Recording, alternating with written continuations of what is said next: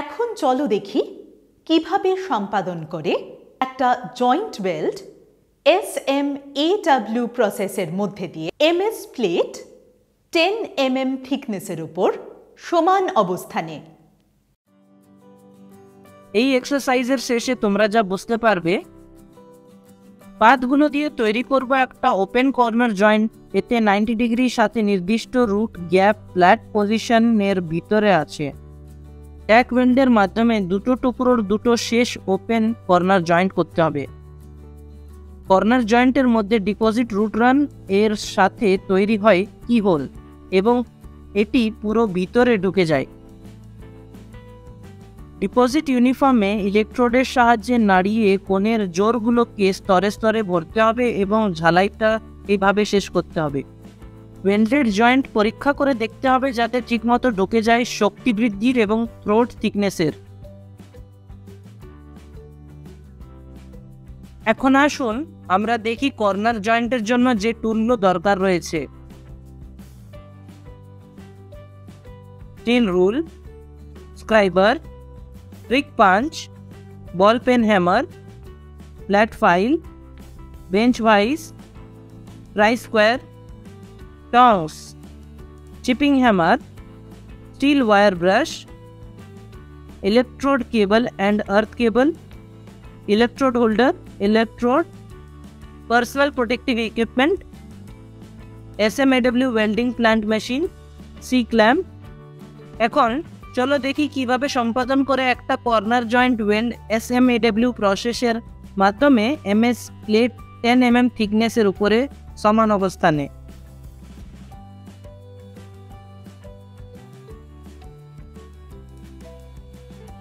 প্লেটগুলো সাজিয়ে কর্নার জয়েন্টের টেবিলের উপর সমান্তরালে মূল ফাঁক 2.5 mm পুরোটা জুড়ব।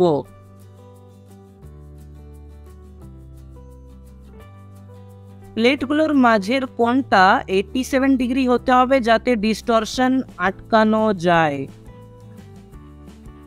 ডিস্টরশন আটকাতে আরও একটা উপায় আছে, সেটা হলো 90 ডিগ্রির একটা অ্যাঙ্গেল তৈরি করব এবং একটা সঠিক কোণের আয়রন ফিক্সচার যেটা ডিস্টরশনকে কমিয়ে দেবে। ট্যাক্সগুলো পরিষ্কার করতে হবে, শ্রেণী বিন্যাসটা পরীক্ষা করতে হবে এবং যদি দরকার পড়ে জয়েন্টটা পুনর্স্থাপন করতে হবে। ট্যাক ওয়েল্ডের কর্নার জয়েন্ট এর ভিতরে MS ইলেকট্রোড 2.5 mm ব্যবহার করে এবং 110 amps কারেন্ট পরিসীমার মধ্যে ট্যাক ওয়েল্ড করব। সর্বোচ্চ দুটো প্রান্তে প্রত্যেকটা ট্যাকের দৈর্ঘ্য হবে 20 mm। চিপিং হ্যামার এবং ওয়্যার ব্রাশ দিয়ে ট্যাক্স এবং ডিস্ল্যাগ পরিষ্কার করব।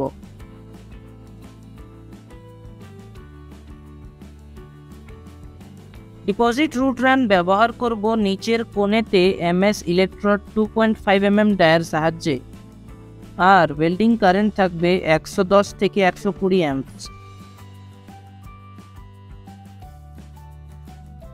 একটা শর্ট আর্ক মেনটেন করব, ইলেকট্রোডকে এজের মাঝে সোজাসুজি রাখে 60 থেকে 70 ডিগ্রি ওয়েল্ড লাইন দেব।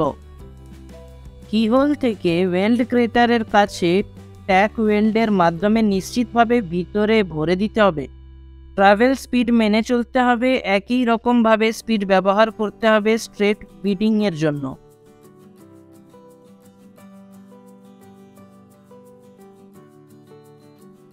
পুরোপুরি রুট রানকে পরিষ্কার করতে হবে এবং ভরাটটা খেয়াল করতে হবে।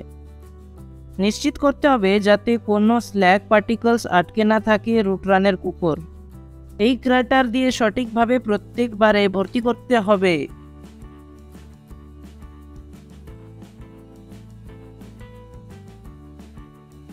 ফার্স্ট কাভারিং লেয়ার ডিপোজিট করব। সেকেন্ড রান ব্যবহার করে 4 mm medium coated MS electrode এবং 160 amps ওয়েল্ডিং কারেন্টের সাথে উইভিং মোশনে ইলেকট্রোডের সাহায্যে নিশ্চিত করা হয় যাতে পরিমিত মেটাল গর্তের মধ্যে জমা করা যায় এবং দুটো প্লেটের প্রান্তেও মিশ্রণটি দেওয়া যায়। এটা নিশ্চিত করতে হবে যে ইলেকট্রোড অ্যাঙ্গেল হলো অভিন্ন মাধ্যমের অর্থ লেন্থ। ইউনিফর্ম, নর্মাল আর চলমান গতি অবশ্যই মেনে চলতে হবে। ফার্স্ট কভারিং লেয়ার থেকে স্ল্যাগগুলো পরিষ্কার করতে হবে। এটা নিশ্চিত করতে হবে যাতে সবকটা তলের ত্রুটিগুলো ঠিক করা হয়। 4 mm MS ইলেকট্রোড এবং 160 amps ওয়েল্ডিং কারেন্ট দিয়ে সেকেন্ড কভারিং লেয়ার জমা দিয়ে তারপর তৃতীয়বার ব্যবহার করব। সাইড কর্নার জয়েন্টের জন্য ওয়াইডার রিবিং মোশন ব্যবহার করা হয়। ফার্স্ট কভারিং লেয়ার যেটা মেনে চলেছিল তার থেকে আসক্ত করতে হবে। সমান অ্যাঙ্গেলের ইলেকট্রোড আর আর্ক লেন্থ এটা ফার্স্ট কভারিং লেয়ারের জন্য দরকার। ওয়েল্ডের গতিতে প্রত্যেকবার একদিক দিয়ে অন্য দিকে যায় আর তার সাথে প্রচুর মেটাল জমা করতে থাকে এবং এটা অনেক বেশি সময় নেয়। এটা নিশ্চিত করতে হবে যাতে বিটস বারবার চালানো এবং বন্ধ করা ঠিকভাবে হয়।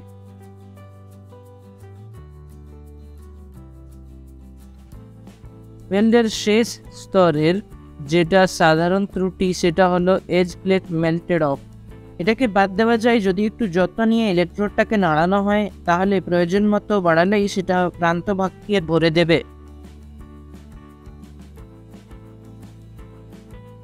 এই চাপটা কখনোই প্রান্ত ভাগের কেন্দ্রের উপর কাজ করবে না। এখন পরীক্ষা করে দেখা যাক কর্নার জয়েন্টের ভিতরে ফিলেট ওয়েল্ড পরীক্ষা করে ওয়েল্ড এর প্রতিটা স্তর ঠিক হয়েছে কিনা এবং সেটার বিন্যাস ঠিক আছে কিনা। ওয়েল্ডের উচ্চতা এবং ঘনত্ব যেন ইউনিফর্ম হয়, রিপলগুলো দেখতে যেন মসৃণ হয়।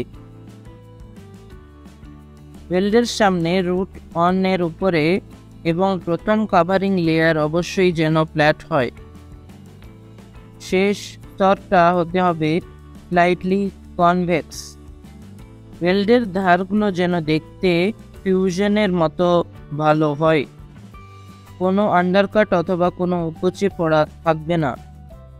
ওয়েল্ডের শুরুর এবং শেষটা চাপবিহীন এবং ক্ষুদ্র দাগ যুক্ত দিয়ে ভরতে হবে। জয়েন্টের পেছন দিকটা শেষ করতে হবে একই রকম ভাবে।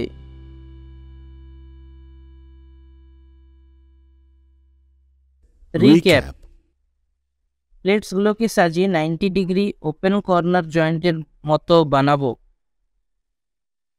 ওপেন কর্নার জয়েন্টে দুদিকেই একদম প্রান্তে দেশে ট্যাক ওয়েল্ড করব। কর্নার জয়েন্টের মধ্যে ডিপোজিট রোডরানের সাথে তৈরি হয় কি হোল এবং এটি পুরো ভিতরে ঢুকে যায়।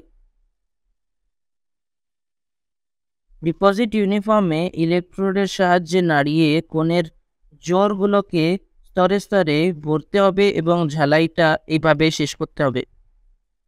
ওয়েল্ডেড জয়েন্ট পরীক্ষা করে দেখতে হবে যাতে ঠিক মতো ঢুকে যায় শক্তি বৃদ্ধির এবং থ্রোট থিকনেসের।